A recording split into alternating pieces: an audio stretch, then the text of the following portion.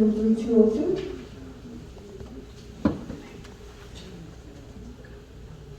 Người kế tiếp phát biểu có cái email là bạch x hay là h52@gmail.com. 4 số cuối của điện thoại là 3202. Biết không? 4 số cuối là 3202. The next speaker is Tree Long, followed by Palmer.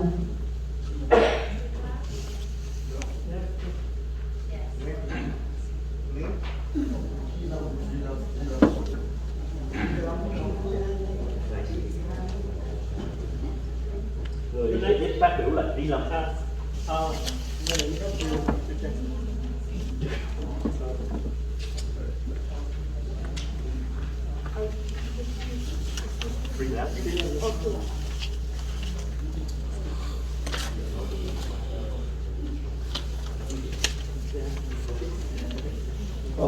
Before you start, I just wanted to remind you that you make sure that your time when they translated 10 minutes then have to get off. So make sure that you stop before that.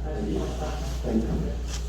Ông thị trưởng nói rằng tôi muốn nhắc nhở là cộng thời giờ của bạn với lại người công dịch là 50 phút sau đó việc.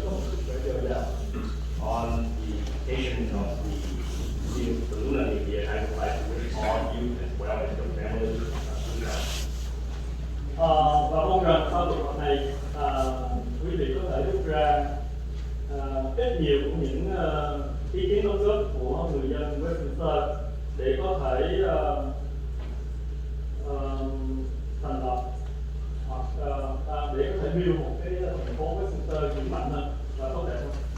So I hope that after today's night meeting, you would learn from the comments of the residents here, so that you could, based on that, and build a more prosperous and better city. Tôi tên là Trí Long, tôi là cựu quân nhân của chiến tranh Iraq với hai thời của tổng thống Bush và tổng thống Obama. My name is Tree Long. Both Iraq war under President Bush and then President Obama. Lý do mà tôi nói lý lịch của tôi tại đây là vì tôi cũng đã và quý vị cũng đang làm việc với một lá cờ của Mỹ, về lá cờ tự do của nước Mỹ. So the reason I brought up my military background was because I served under the American flag as well as what you are doing right now, serving under the American flag. Hôm nay tôi tới đây có một ít đóng góp là cho anh Nam Nguyễn là phó thị trưởng thành phố Washington. Here tonight I have some comments that I would like to make toward Mr. Nam Phan Nguyen, our city's vice mayor. Anh đã và đang làm một cái kênh YouTube với một người tên là Nguyễn Tiến Dũng và một người tên là Ngô Kỷ. Hai người đó đã mạ lị nói xấu những người đàn bà trên kênh YouTube của họ và anh Nam Nguyễn cũng đang ở đó. You and two other people, Dung Thiên Nguyen as well as Emo, run a YouTube channel, and on your channel, while you were there, you allow them to slander and defame women. Những cái lời nói thô tục và mất dạy đó chứng tỏ là những người I'd like to remind you that you can address to the council, but not to other people. They are not allowed to.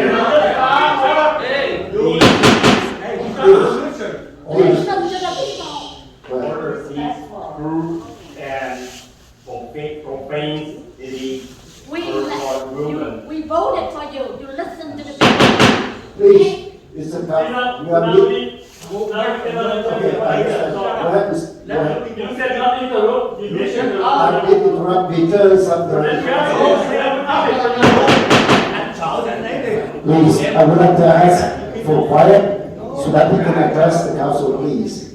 Please. Quý vị giữ im lặng để anh Trí đây có thể phát biểu trước. Tôi đề nghị ông thị trưởng phải nghe lời dịch của anh thông dịch viên trước. Sau khi đó anh mới nói được. Tại vì bây giờ tôi đang nói anh thị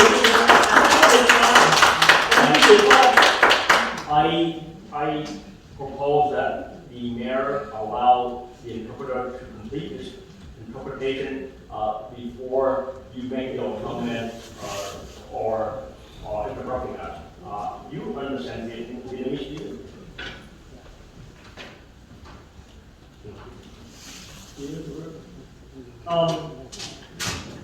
Và những cái lịch sử của anh ta thì quý vị cũng đã biết, chúng tôi đã gửi thư cho tất cả những nghị viên ở đây về lý lịch của anh Nam Quang, và hy vọng là ông luật sư sẽ kiểm tra lại những cái đó có chính thức hay không, thì tôi hy vọng là quý vị sẽ coi hồ sơ của anh ta lại. And you have already know his background. I sent all of you as well as the city attorney or statement regarding his background.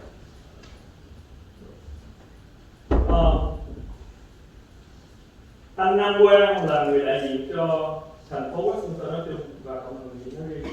Mr. Nam Quan Nguyen represent the city of Westminster and also the Vietnamese community. Tôi nghĩ ông thị trưởng nên phải xấu hổ vì có một thành viên như vậy, vì ông ta là người đại diện cho ông đi ra ngoài đường phố. I think Mr. Mayor should feel ashamed to have such a member, a council member, and a community member like that, representing the city and the community when he acts like that in public. Tại vì một thành viên của mình mà làm những việc xấu thì người chỉ huy phải có trách nhiệm. So when a member did something that's not proper, then his leader or the one in command should bear responsibility for being accountable. Còn nữa, anh Nam Quang đã để trên cái status của Facebook của anh ta đó, là những con khỉ đấu tranh cho tự do ở thành phố Westminster, có nghĩa là tôi nghĩ là những con khỉ là ám chỉ những người speaker ở đây. And Mr. Nam Quan Nguyen has on his Facebook status talked about monkeys fighting for freedom in the city of Westminster. I think he was referring to the residents who are making comment here. Còn nữa, khi mà anh ta ở Phước Lộc Thọ như ngày đi Tết thì ảnh để trên Facebook, ảnh nói là đi Tết gặp chó cắn. So he also posts on his Facebook that when he was at the Asian Garden Mall on the occasion of Tet, he was unlucky in that he ran into and was bitten by a dog. Trong cái lúc đó thì chúng tôi đã coi cái video của ảnh trên YouTube, chỉ có một cái lúc là chị ấy cãi lộn với một người dân tên là anh Mai, thì không hiểu là có thể là ảnh ám chỉ anh Mai là một con chó cắn ảnh.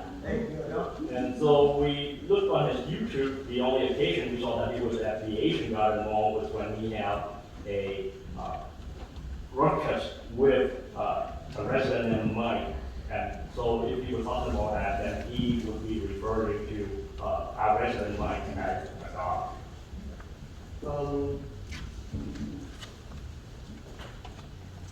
Tôi chỉ đóng góp những ý kiến của tôi cho ông thị trưởng vậy thôi, nhưng mà nếu mà ông nghĩ là những hành động của anh Nam Quang làm đúng thì tôi không còn nói với ông hết. These are my comments and input for the mayor, but if you think and believe that for Nam Quan Nguyen or act properly, then I don't have anything else to say then. Cảm ơn. Thank you.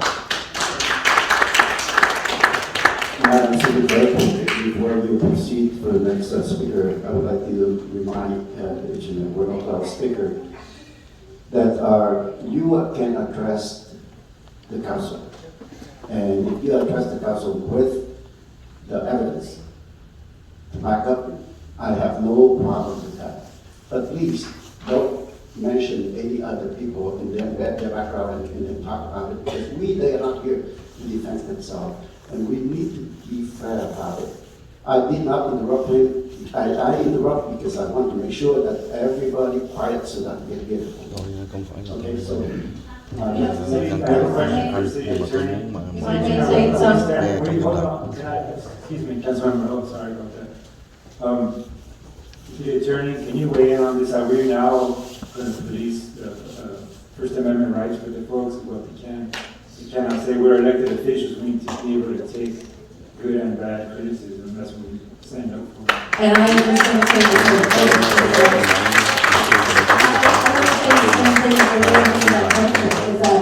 Since when do they, the speakers or the public, have to come up with của evidence? họ dù xấu hay thay tốt.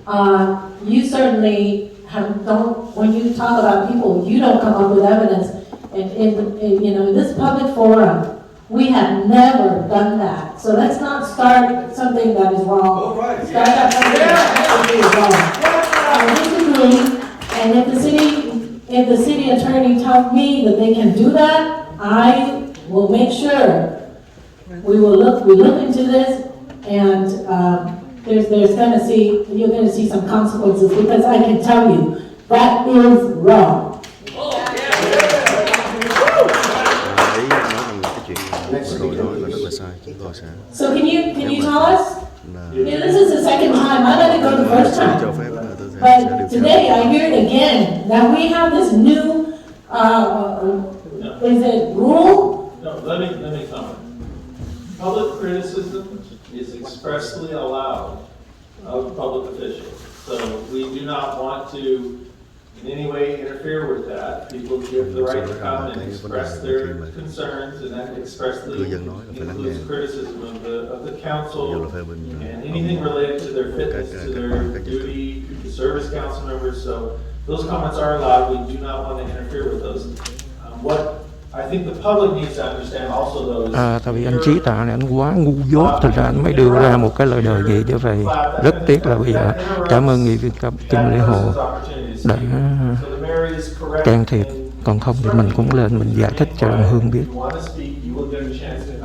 The city attorney, before you speak about to the public, okay, and before you correct the public, I want to make sure we correct the mayor, because when the mayor says that they have to bring evidence when they want to speak against anything that they want to talk about.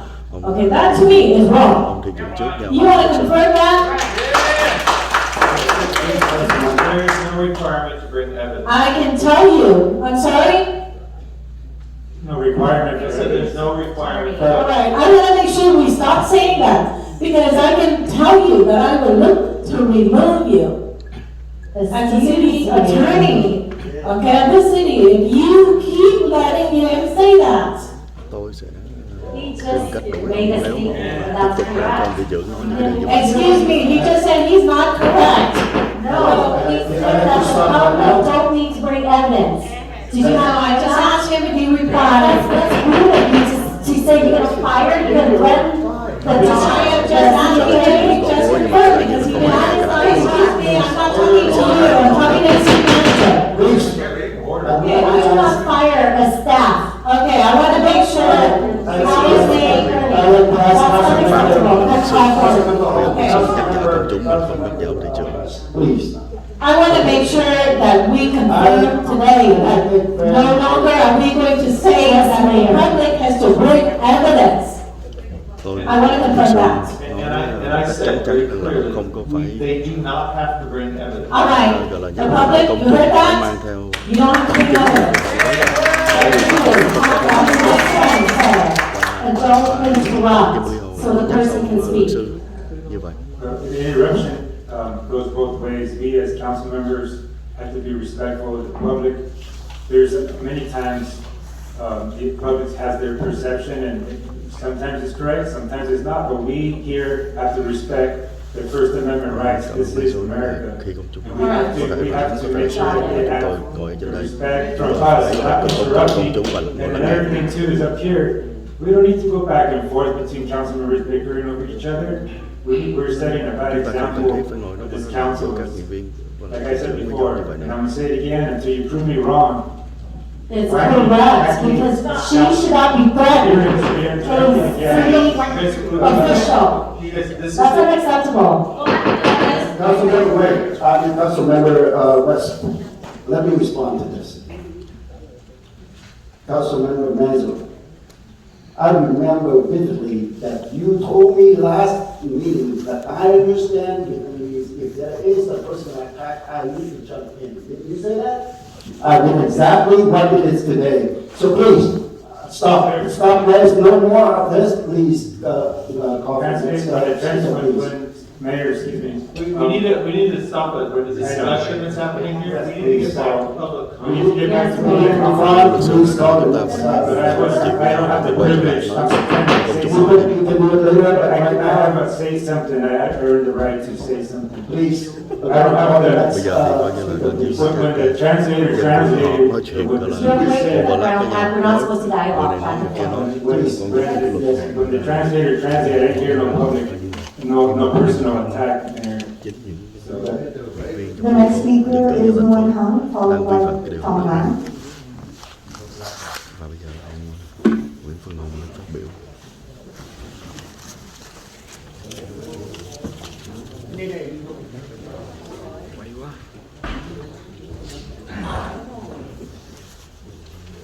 Don't comment.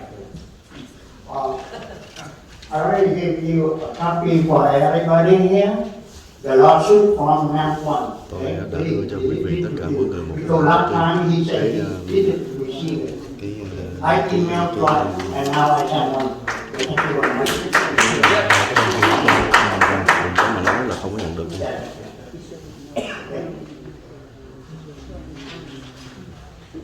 Ladies and gentlemen, Happy New Year everybody. Xin chúc mừng năm mới mọi người.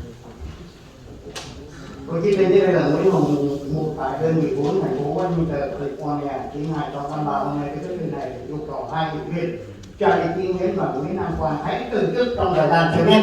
I, the undersigned, Hong Nguyen, I am a resident of District 4 of TP Westminster, California, 1963. I'm writing this letter Cái phần này thì có người thông dịch cho nên là mọi người lắng nghe cái phần của Nguyễn Phương Hùng nói tiếng Việt. Trước khi đi vào chi tiết tôi có một vài đề nghị như sau. Thứ nhất, giữ nguyên thời gian phát biểu của cư dân là 5 phút và mỗi người. Before going into the detail, I have a few suggestions. First, keep the resident comment to 5 minutes per person. Tuy nhiên tôi không giới hạn thời gian hội nghị nếu cần phải làm phụ trợ để giải quyết những việc quan trọng thì quý vị hãy nhìn Quốc hội California hoặc liên bang, họ cũng cần phải làm việc thêm nhiều phiên họp cho những vấn đề quan trọng các bách cần phải giải quyết.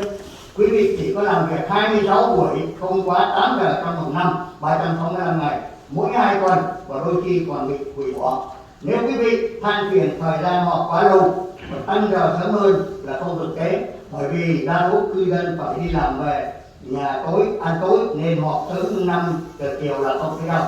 Mỗi tháng chỉ có 2 lần mà quý vị không thể kéo dài phiên họp khi cần thiết. Tôi đề nghị quý vị nên từ chức nếu cảm thấy không thể làm thêm giờ để cần giải quyết vấn đề. Yeah, maybe. I can dedicate more time to the council meeting. If you need extra work or extra time to do more things. If you look at the California or U.S. Congress or Senate, they also need long sessions for important issues. You only work 26 sessions, no more than 4 or 5 hours in a 365-day year, every 2 weeks or so. And sometimes I get canceled too. So if you complain about the meeting time that takes too long, well, it's impractical for people if you change the starting time or the meeting time to an earlier time. Most residents of our city have to go to work, come home, have dinner, so meeting time starting our meeting time at 5 p.m. is not appropriate. There are only 2 times a month, and so if you don't think you can work a long session, then I propose that you resign from the council. Thứ ba, nghị viên không được bỏ ra ngoài trong lúc cư dân đang phát biểu.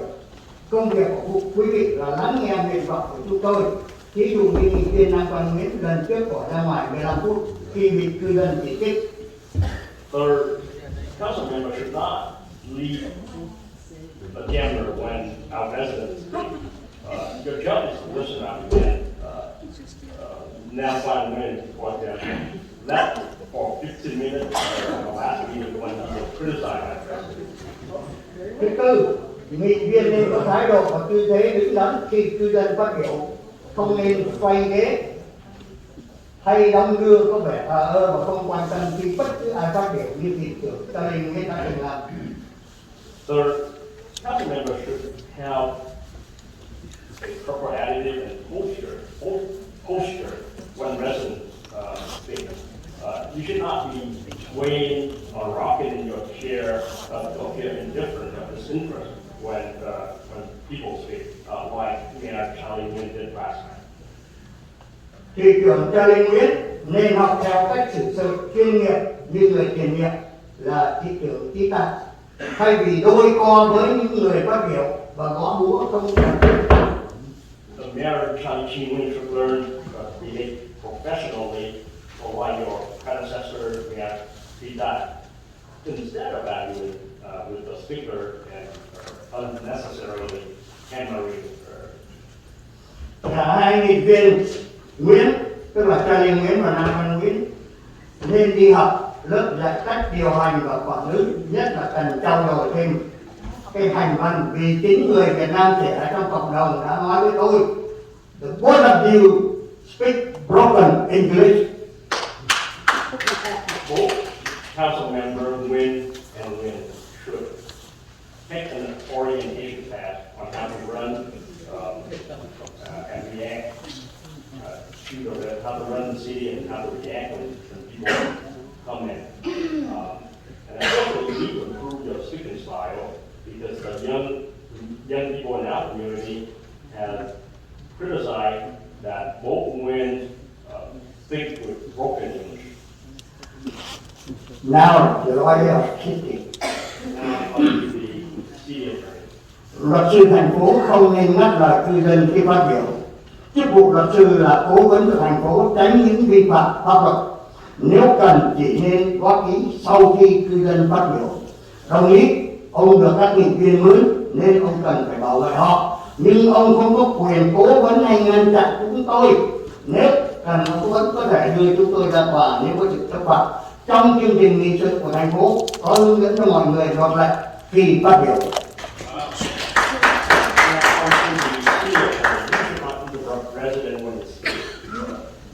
Your job is to advise the city council to avoid or violate the law. You are employed by the city council and you need to protect them, but you have no other power besides advice. So you should not stop us.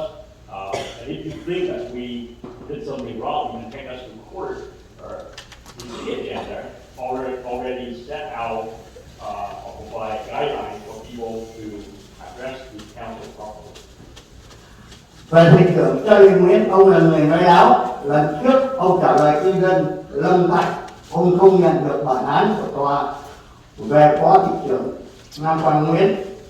Ngày hôm nay tôi đã làm copy cho em mỗi người và tất cả mọi người đều nhận được 2 lần email, và email đã báo cho tôi biết rằng ông đã nhận được một email ngày 14 tháng 12 năm 2022 và một trong máy điện toán cho tôi biết. Ông cũng nhận được, tại sao ông lại nói là ông không nhận được? Ông là một người công giáo, you are Catholic, nhưng ông vi phạm điều răn thứ 8 ngày 12 tháng Giêng năm 2023. Tôi đã gửi lại một lần nữa. Ông nhận được email chưa? Đừng nói láo là ông chưa nhận được, trừ khi ông không biết tiếng Anh. You speak, open your mind, open your eyes, Mayor. Listen to me. Đại diện ông bảo ai muốn biết bằng cấp của ông thì lên trường đại học Cambridge, và khi cảnh sát dừng ông là tội vi phạm như không. Police hỏi rằng bằng lái xe của ông bảo đi đây đưa đi mà lấy. I show you.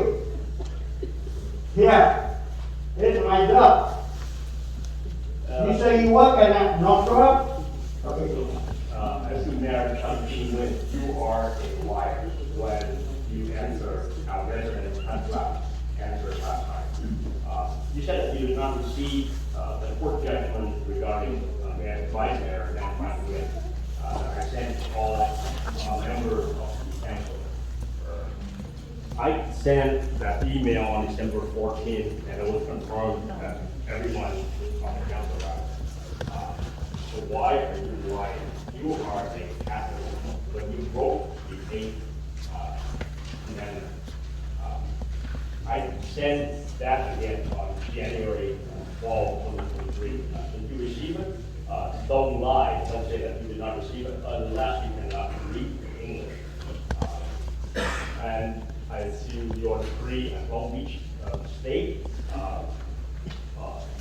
You told people who want to find out whether you have a degree or not at Long Beach State, they could go there. Well, when police stop you for a traffic violation, are you going to tell them, and after the driver license, are you going to tell them to go to the DMV and see if you have a driver license? This is not truck, okay? I work in not truck. Don't rely me. This is given a truck. This is not truck recommendation. This is TW. You say you don't have it, how come I have it? Okay? Show me. I am police, I ask you. Driver license, you told me go to DMV, go to get it. You talk to the kid. I have more than what you know my time you are not done. I want to talk to you come back right time. I talk about you. Good job. Did you recognize it? Say look say no. Look say no. You want to read it? Time's up. The next speaker is Tom Lam.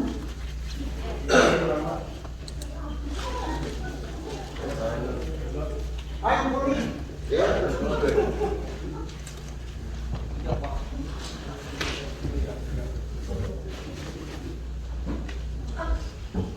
Trước hết rồi đấy, kính chào hội đồng thành phố Westminster ha. First of all, my sincere greeting to the City Council of the City of Westminster. Thứ gì tôi xin cảm ơn ông Carlos và bà Kim Chi Hồ hôm nay dám nói tiếng cho được sự công bằng cho người dân của chúng tôi. Second, I would like to thank our council member Colin Manzo and Steve Leopold for bringing justice and fairness to the voice of our residents today.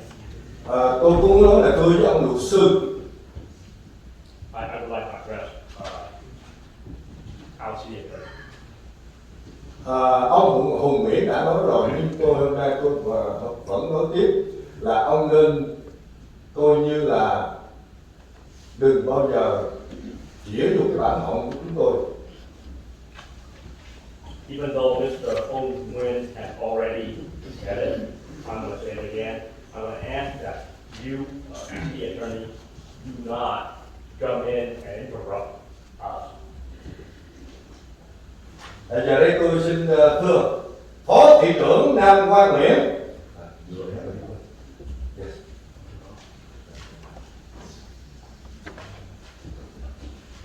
So now on to Vice Mayor Nam Quang Nguyen. Đây là bản án tòa hình sự của tòa thượng thẩm Santa Ana về việc ông bị cách ly vợ con với tội trạng mang súng không giấy phép, đột nhập gia cư bất hợp pháp và bạo hành vợ cùng hai đứa con mà ông thị trưởng xã Ly Chí Nguyễn nói là đã không nhận được, nhưng hôm nay tôi hoàn toàn phản đối. So this is the judgment from the Orange County of the Santa Ana Superior Court regarding restraining order against you with respect to your wife and children for carrying possessing a firearm without a license, and also for trespassing harassing and violence toward your wife and your 2 children. And these are documents or the judgment that Mayor Charlie Chi Nguyen claimed that he did not receive. I'm going to show that is wrong thing. Các ông thị trưởng Sở Lý Nguyễn Đăng Quang và ông Nico Công Lê, tất nhiên là Lê Công Tâm, đã vu cáo báo Người Việt và nhà báo Đỗ Dũng chủ trương xuyên tạc thành phố Westminster vì danh dự của thành phố với tư cách cư dân. Tôi yêu cầu quý vị hãy truy tố báo Người Việt về tội có khuynh hướng xuyên tạc thành phố Westminster thân yêu của chúng tôi. Xem video clip www.youtube.com. Ông Nam Quang Nguyễn. Mayor Charlie Chi Nguyen and City Council Nam Quang Nguyen and Mr. Nick Watong or Lê Công Tâm slander Người Việt Daily News and their journalists, even though for restoring the cities of Westminster. Well, for the honor of this city and as a resident, I ask that you bring a lawsuit or you prosecute the newspaper for what you claim to be slandering my lovely city of Westminster. And please watch this YouTube video at youtube.com/. Ông Nam Quang Nguyễn là một YouTube và đã dùng chức năng này để xâm phạm đời tư và tấn công cư dân ngoài công cộng ngày 20 tháng 1 2023. Ông đã cùng với Nguyễn Tiến Dũng sách nhiễu cư dân bằng video quay sau lưng hai vợ chồng của ông Mai Vu từ trong Phước Lộc Thọ ra đến ngoài đường Bolsa. Mr. Nam Quang Nguyen, you are a YouTuber and you use that platform or forum to invade the privacy and attack the resident in public. On January the 20th, 2023, you and Yoon Tin Nguyen harassed our city residents. You filmed them from their back and harassed them. This couple, Mai Vu and his wife, you follow them from the Asian Garden Mall to Bolsa and you harass them by filming them from the back. Cùng với những lời ngôn ngữ tục tiểu cũng như vu khống họ trước mặt nhiều người đang đi chơi một chợ hoa Tết tại đây. Ông có biết ông đã lạm dụng chức vụ phó thị trưởng qua công việc YouTube không phải hành nghề báo chí và là một sự vi phạm đời sống riêng tư của cư dân. Đây là một sự va chạm quyền lợi vì ông đã lạm dụng hay lẫn lộn giữa hai cái mũ ông đang đội YouTube hay là phó thị trưởng thành phố Westminster. You use obscene language or in front of a crowd. There were a lot of people at the pet flower market there. You abuse your position as vice mayor. Are you a vice mayor or are you a YouTuber? You are not acting as a journalist when you violate the privacy of our residents. And I think there's a conflict of interest here because you are wearing 2 different hats. Are you a YouTuber or are you a Westminster City Council member? Một phó thị trưởng không thể cãi nhau hay kéo theo thành viên và một băng đảng để nhục mạ người khác ngoài công cộng. Như vậy, tôi hỏi hội đồng thành phố và luật sư cũng như tổng quản trị, cái người Phạm Nam Quang Nguyễn này có xứng đáng là phó thị trưởng của quý vị hay không? Tôi đề nghị hãy từ chức tên Nguyễn Nam Quang này. Yeah.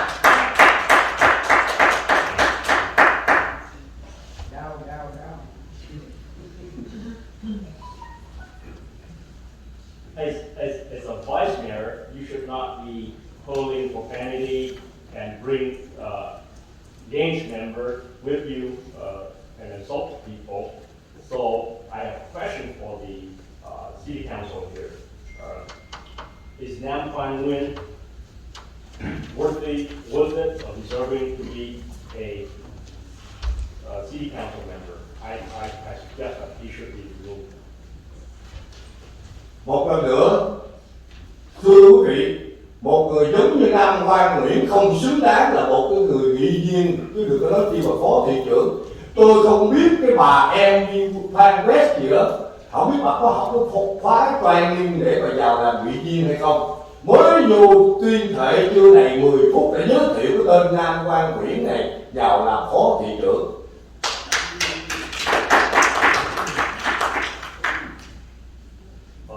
I don't think Nam Quang Nguyen deserves to be our vice mayor. I don't know if council member Amy Mai Vu have gone through the orientation on how to act and how to become how to act as a city council member, because just 10 minutes after being a city council member, she vote or recommend that Nam Quang Nguyen be our vice mayor. Lời cuối, một lần nữa tôi đề nghị ông Nam Quang Nguyễn hãy từ chức đi, đừng để cho người dân bị phẫn nộ tiếp tục. Cuối cùng, tôi xin chúc quý hội đồng cũng như quý vị có mặt ngày hôm nay được nhiều sức khỏe, an khang, thịnh vượng. Xin chào. Once again, I ask that Nam Quang Nguyen resign from the council, and as to the entire city council, I would like to wish all of you a new year with good health and prosperity. Thank you. The next speaker is Mai Vu, followed by Robert Wilson.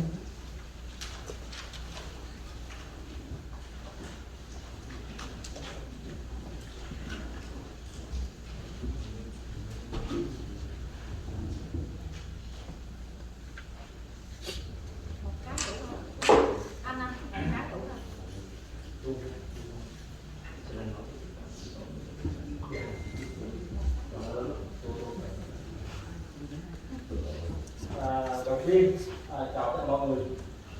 First of all, good evening, everyone. Hôm nay tôi nói tiếng Việt I'm going to address the city council in Vietnamese bởi vì tôi muốn chắc chắn là anh Nam Quang hiểu những lời tôi nói. because I want to ensure that Mr. Nam Quang Nguyen understands what I'm saying, understand everything I'm saying. Bởi vì tôi rất nghe người nói là từ trước anh Nam Quang không hiểu tôi nói gì. Because I have heard from many people saying that Mr. Nam Quang Nguyen did not understand what I was saying last time. Hôm nay quý vị có thể thấy thêm là tại sao tôi đồ quá đẹp đúng không? So you might be surprised or wondering why I'm dressing so nicely tonight. Một người mà tôi nhất đó là anh Nam Quang. The person who understands me the most would be Mr. Nam Quang Nguyen. Tôi nghĩ thế là không có vui, thế không phải chọc cười được. Cái này điều gì nữa? I don't think this is a joke. I think this is an insult. Lần trước chúng tôi lên đây, Nam Quang đã lên mạng và xưng danh là phó thị trưởng thành phố Westminster. The last time I was here, Nam Quang went on the internet and introduced himself as the vice mayor of the city of Westminster. Và cười đùa chúng tôi là phải ăn bận đầu vét với Nam Quang. And he laughed at us. He said that we should dress or wear a suit like himself. Tôi tôn trọng điều đó. I respected that. That's why tôiบอกtonight. And that's why I'm wearing a suit tonight. Từ hôm nay, tôi chắc chắn là anh Nam Quang sẽ không chỉ làm như tôi nói. And so I think from this time on, or from this meeting on, Mr. Nam Quang Nguyen will not have a problem understanding what I say. Tôi lên đây có một vài thứ để nói. Đầu tiên là tôi giống như mọi người ở đây đều yêu cầu anh Nam Quang từ trước càng sớm không. I am here, I have a few things to share, but the first thing I'd like to say, like many here, I want Mr. Nam Quang Nguyen to resign as soon as possible. Thứ hai, tôi lên đây, tôi cho thành phố biết và thông báo thành phố biết là Nam Quang đang tấn công mã lệnh tôi với chức vụ là phó thị trưởng thành phố Westminster. Yeah. I'm here tonight because I want to give, but I want to let the city know, and I also want to give the city notice that Nam Quang Nguyen as a vice mayor, as a city vice mayor, is attacking and defaming me. Tôi là một thương gia, I am a business person. tôi đang thưa người partner của Nam Quang. I am suing Nam Quang Nguyen's media partner. Và cái kê đang là ở appeal, bên đó appeal. And that case is on appeal, or is being appealed by their side. Tôi lên đây với tính chất xây dựng và tôi không muốn là một cái gai mắt của thành phố Westminster. But I am here, or I want to contribute, possibly. I do not want to cause problem, trouble for the city of Westminster. Là thành phố phải ra biện pháp hay là một cái gì đó để ngăn cản Nam Quang tiếp tục mà lại hủy bán gia đình chúng tôi với danh nghĩa là phó thị trưởng. I want the city to have some measure to prevent Nam Quang Nguyen from attacking and defaming my family as the vice mayor of the city. Những gì đã xảy ra tôi có thể tha thứ nếu bắt ngày từ hôm nay mà Nam Quang còn tiếp tục mà liệt chúng tôi phải để tên thành phố Westminster với là người bị cáo. I can forgive and let go what had happened, but from tonight on, if Nam Quang Nguyen continue to attack and defame us in this position as the vice mayor, then Bỏ tên thành phố như thư viện. then I would name the city of Westminster as a defendant in my lawsuit. Điều tôi muốn làm. That's something that I do not want to do. Sau đây tôi sẽ đưa những vài bằng chứng. So I have some evidence I would like to present here. Mới ngày hôm qua, Just as recent as last night, Nam Quang tuyên bố tôi là phó thị trưởng thành phố Westminster. Nam Quang announced that he's the vice mayor of the city of Westminster. Trên cái channel của him mà bạn quảng cáo bán thuốc diệt tóc. On his channel, talking, hair coloring, Và dùng tên của người ta để mà lại trò cười. and he then call out my name to defame me and to make fun of me and my name. Nặng nề nhất, anh Nam Quang gọi tôi là người bệnh tâm thần. Most seriously, Nam Quang said that I am a person with mental problems. Trước đó, ngày 20, Before that, on the 20th, tôi đã gặp Nam Quang ở ngoài Phước Lộc Thọ. I ran into Nam Quang at the Asian Garden Mall. Nam Quang đã dở trò côn đồ. Nam Quang was acting as a thug. He put để cái phone gần mặt tôi lên vậy. He put his phone up close near my face like this. Quý vị nhớ hay từng chúc tôi ở đây với tinh thần rất là mạnh mẽ. You knew that I was here 2 weeks ago with a positive attitude, Strong and strong, loud voice. and I spoke in a loud voice. Nó biết là qua. Can you share with me? You have to show you share don't laugh at it, please. But please, he laughed. You run the show, can you correct me? He laughed at me like that. You see that? He's so happy. He didn't notice that. I saw. I cannot tell you laugh at it. Be sure, okay? Be sure. Wait a minute. What you have attacked me at When he attacked me at the Asian Garden Mall, Tôi hỏi anh là YouTuber hay là phó thị trưởng? I asked him if he were a YouTuber or Meisner. Câu trả lời của thành phố Vinh là His answer was oral communication. oral communication. Khi chỉ nghe thôi. He just whispered. Nhưng điều hèn hạ thay. But Hèn hạ. Sao đó? not Nhưng điều hèn hạ, xin lỗi, cái điều dơ bẩn là Nam Quang không trả lời gì cả. the nastiest or most cowardice thing that he did was that he did not respond at all. Đi về cái channel YouTube của Hiệp He then went back and went on his YouTube channel, cộng với người của em Phương gathered with the defendant in that lawsuit I mentioned.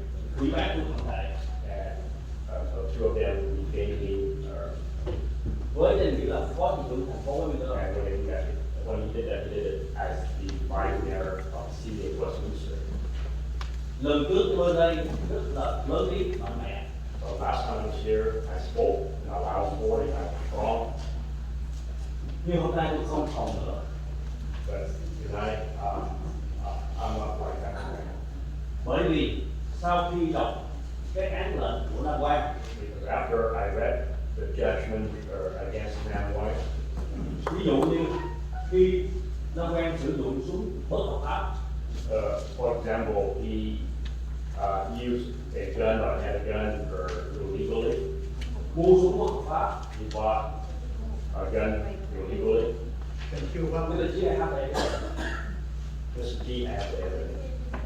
và dùng súng để đe dọa vợ của Hiệp. And he used a gun to threaten his wife. Thì đơn giản nghĩ rằng Nam Quang đối xử với vợ như vậy thì đối với tôi sẽ khủng khiếp hơn. So if Nam Wang can do that to his wife, treat his wife like that, then to me, or he can do what he would be able to do to me. Nothing. Tôi tin rằng những người trong nhóm của Nam Quang trước sau sẽ có tôi. I believe that Nam Wang and his group, or the people in his group, who attacked me soon followed. Nên tôi bây giờ cũng phải đi với trận bạn tôi. So now I have a bodyguard to accompany me Hôm nay tại thành phố tonight. Time's up. The next speaker is Robert. Yeah.